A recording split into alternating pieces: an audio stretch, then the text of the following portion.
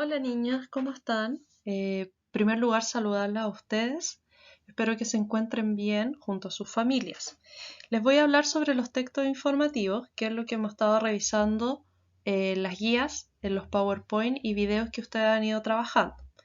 ¿Qué vamos a hablar primero de los textos informativos? En primer lugar, decir que los textos informativos los podemos llamar también textos expositivos. ¿Por qué? Porque me exponen algo, me exponen una idea. Puedo referirme a algo, puedo hacer referencias de cosas que están a mi alrededor, pero estas deben ser comprobadas con un lenguaje claro y preciso. Por ejemplo, aquí hablamos la flor perfumada. ¿De qué nos estamos refiriendo? A un elemento que es la flor. La flor es algo real y perfumada también corresponde a un estado, un elemento concreto. Entonces, la flor y el perfume es algo que es real y que pertenece al mundo externo y no es ajeno al lenguaje que nosotros manejamos. Entonces, ¿qué es importante decir? Que los textos informativos exponen, los podemos llamar también expositivos, y tenemos que hacer referencia de elementos comprobados, reales, y que también tenemos que utilizar un lenguaje claro, un lenguaje específico y un lenguaje también formal. Cuando hablo de texto informativo, lo primero es decir que los textos informativos pueden hacer referencia sobre distintos temas, pero siempre que hago referencia sobre estos distintos temas, la información tiene que ser clara y precisa. ¿Qué se quiere lograr? Que el receptor comprenda. Quiero que el receptor entienda lo que yo estoy transmitiendo. Para que lo entienda, me tengo que basar en hechos que son comprobables. ¿Y cómo los puedo comprobar?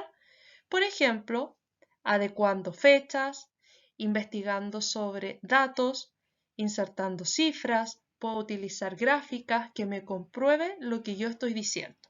Y también en los textos informativos utilizo palabras que son técnicas. Por ejemplo, si voy a hablar sobre ciencia, utilizo palabras que sean asociadas al mundo científico. Textos informativos, ustedes han trabajado con dos textos principalmente, la noticia y las cartas. Nos vamos a detener con la estructura. En la carta, ¿qué estructura podemos encontrar? Lo primero, el encabezado. Cuando hablo del encabezado, me refiero a identificar la ciudad y la fecha en la cual fue emitida la carta y también saludar a la persona a la cual va dirigida esta carta. Luego nos encontramos con el cuerpo de la carta. En el cuerpo relato y doy a conocer lo que yo quiero transmitir. Y por último, la despedida. En la despedida yo puedo incluir el nombre o también puedo incluir mi firma. En algunas cartas se agrega el concepto de postdata. El postdata es un recordatorio. Por ejemplo, en este caso, Camila le quiere recordar a Carolina que no olvide traer sus patines. Le hace este pequeño hincapié llamado postdata. También con la noticia. En la noticia, las divisiones son el epígrafe o antetítulo. Por ejemplo, aquí hace hincapié de que se va a hablar sobre un hallazgo histórico. El titular, que es el que nos tiene que llamar la atención y que nos tiene que cautivar y resumir en muy pocas palabras la idea principal de mi noticia. Descubren ciudad más antigua de Europa. Si ustedes se dan cuenta, se resaltan las letras son más grandes, se ennegrecen. También tenemos la bajada o el llamado subtítulo, que resume en una o dos líneas lo más relevante, lo más importante. Los restos tendrían 2000 años más que las pirámides de Egipto. Un corto y breve resumen. Y luego nos pasamos al LED o entradilla, donde nosotros principalmente responder estas preguntas. ¿Quién? O sea, el protagonista. ¿Qué? ¿Qué es el suceso? ¿Cuándo ocurrió? ¿Dónde ocurrió?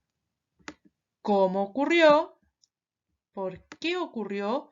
Y podemos incluir también la pregunta ¿para qué ocurrió?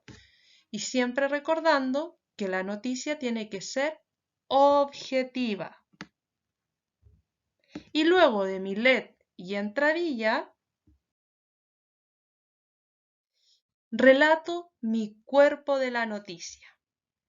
Entonces, en el cuerpo de la noticia, puedo extenderme más en las explicaciones y en los acontecimientos.